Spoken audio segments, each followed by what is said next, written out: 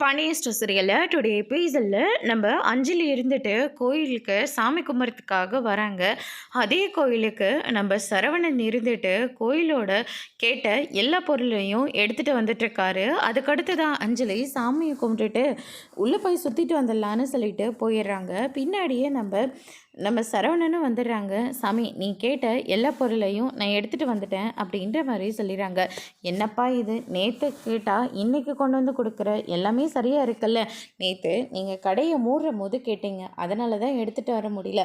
கடையை ஓப்பன் பண்ண உடனே முதல் ஆர்டரும் உங்களுக்கு தான் அப்படின்ற மாதிரி சொல்லிடுறாங்க. சரின்னு சொல்லிட்டு அவரும் அந்த பொருளெல்லாம் எடுத்துகிட்டு போயிடுறாங்க. சாமியும் கும்பிட்டு முடிச்சதுக்கப்புறமா அவர் கிளம்பலான்னு சொல்லிட்டு வந்துட்டுருக்கிற போது அவங்க ஃப்ரெண்டு ஒருத்தரை பார்த்து பேசிக்கிட்டு இருக்காங்க. அப்பா எப்படி இருக்காரு அப்படின்னு சொல்லிட்டுலாம் விசாரிச்சுக்கிட்டு இருக்காங்க. அதுக்கடுத்து தான் பார்த்திங்கன்னா சரின்னு சொல்லிட்டு திரும்பும் போது நம்ம அஞ்சலி நிற்கிறாங்க. அஞ்சலியை பார்த்த உடனே சரவணனும் பயங்கரமாக ஷாக் ஆகுறாங்க. எப்படி இருக்கு அஞ்சலி, வீட்டில எல்லாம் எப்படி இருக்காங்க அப்படின்னு சொல்லிட்டு கேட்கவும், எல்லாரும் நல்லா இருக்காங்க, நீ எப்படி இருக்க, வீட்டிலலாம் எப்படி இருக்காங்கன்னு சொல்லிட்டு இந்த சைடு நம்ம அஞ்சலியும் கேட்டுக்கிட்டு இருக்காங்க. அதுக்கு அடுத்ததாக ரெண்டு பேரும் பேசிகிட்டு இருக்கிறத அதே கோயிலுக்கு வர பாக்கியம் இருந்துட்டு அவங்க சொந்தக்காரங்கிட்ட ஒருத்தர்கிட்ட பேசிட்டு இந்த பக்கம் திரும்பி பார்த்தா அஞ்சலியும் சரவணனும் என்ன பேசிகிட்டு இருக்கிறத பார்த்துட்றாங்க. பார்த்த உடனே பயங்கரமாக கோவப்படுறாங்க. அங்கே என் பொண்ணு சாப்பாடு சரியாக சாப்பிடாம சரியாக தூங்காமல் உங்களை நினச்சிக்கிட்டு வருத்தத்தோடு இருக்கா, வயிற்றில் பிள்ளைய வச்சுக்கிட்டு. ஆனால் நீங்கள் அவளை கல்யாணம் பண்ணி அவளுக்கும் ஒரு குழந்தைய கொடுத்துட்டு அவள் வேணான்னு தூக்கி எறிஞ்சிட்டு இப்போ அடுத்ததாக இன்னொருத்தி கூட நின்றுட்டுருக்கீங்க.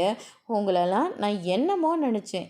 என் புருஷன் கூட உங்களை பார்த்துட்டு மாப்பிள்ளை வேற ஒரு பொண்ணு கூட பேசிகிட்டு இருக்காருன்னு சொன்னார். அதை கூட ஐயையோ, மாப்பிள்ளலாம் அப்படி பண்ணுற ஆள் இல்லை, அவருக்கு கோபம் வரும், அதுக்காக நம்ம பொண்ணை விட்டுட்டு இன்னொருத்தை தேடி போக மாட்டாருன்னு கொஞ்சம் ஓரமாக நம்பிக்கை இருந்தது.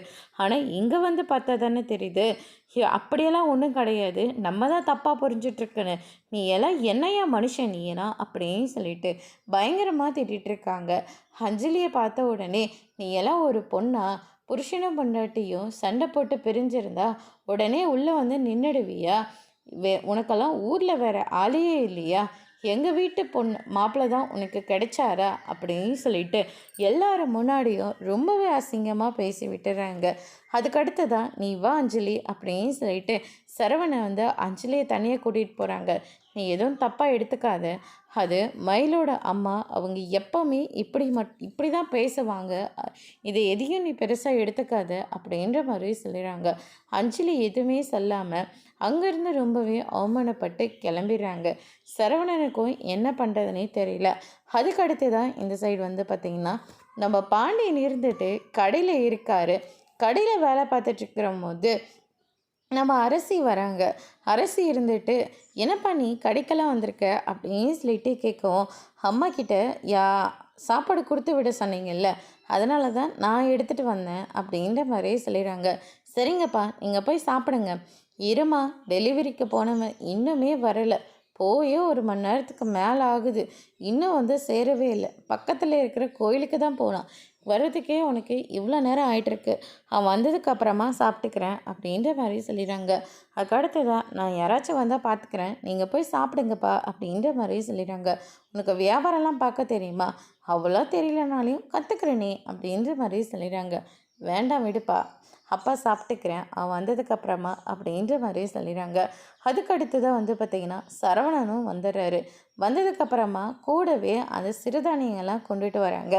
அவர் பார்த்திங்கன்னா, அண்ணே எப்படின்னா இருக்கீங்க, உங்களை பார்க்கவே ரொம்ப சந்தோஷமாக இருக்குது, நீங்கள் எவ்வளோ நல்லவங்களாக இருக்கீங்கள, பரவாயில்ல, நான் வச்ச எல்லா டப்பாவையும் காலி பண்ணி வச்சுருக்கீங்க, இன்னும் 1 2 மட்டும்தான் இருக்குது, ரொம்ப நன்றி அப்படின்ற மாதிரி சொல்லிடுறாங்க.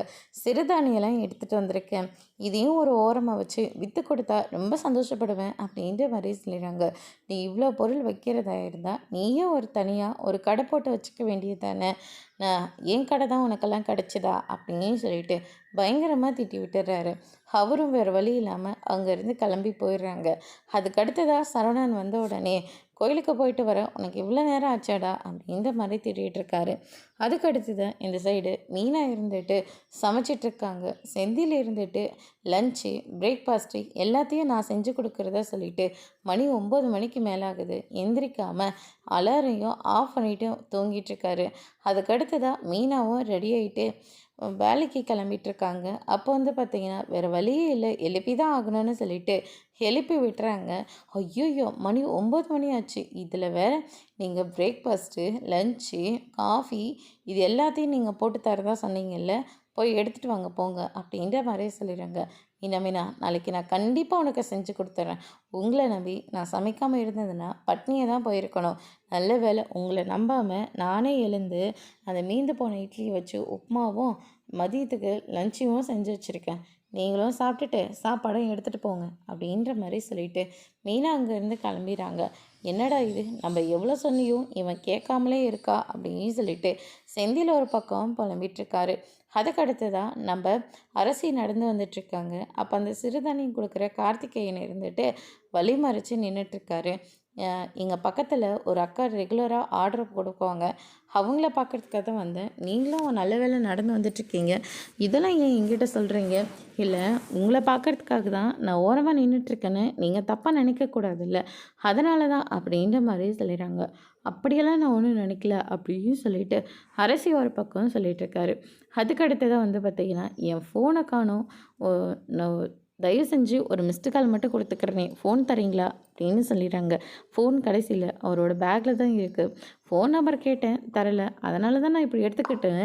நீங்கள் என்னை தப்பாக நினைக்கக்கூடாது. நிஜமாவே ஃபோனை பேக்கில் தான் வச்சிங்களான்னு எனக்கே டவுட் வந்தது. அதனால தான் ஃபோன் பண்ண வேண்டியதாக போயிடுச்சு அப்படின்ற மாதிரி சொல்லிடுறாங்க. அதுக்கு அடுத்தது அப்படிலாம் ஒன்றும் இல்லை, அப்படியே நான் சிறுதானிய ஃபோட்டோஸ்லாம் அனுப்பி விடுறேன். உங்களுக்கு பிடிச்சிருந்தா நீங்களும் வாங்கிக்கோங்க. அங்கே பக்கத்தில் இருக்கிற மல்லிகை கடையிலலாம் எதையும் வாங்காதீங்க. அவரை பார்த்தா சிடுசிடுன்னு பேசிக்கிட்டே இருக்காரு. அவர்கிட்ட யாராச்சும் பேச முடியுமா அப்படின்ற மாதிரிலாம் சொல்கிறாங்க. முதல்ல அவர் யாருன்னு தெரியுமான்னு சொல்ல வராங்க. நீங்கள் போயிட்டு வாங்க, உங்களுக்கு டைம் ஆகும் அப்படின்ற மாதிரியே சொல்லிடுறாங்க. அதோடு இன்னைக்கான எபிசோட் முடிச்சிருக்காங்க. இனி பாண்டியன் ஸ்டோர் சீரியலில் அடுத்தடுத்து என்னெல்லாம் நடக்க போகுதுன்றதை வெயிட் பண்ணி பார்க்கலாம். தேங்க்யூ.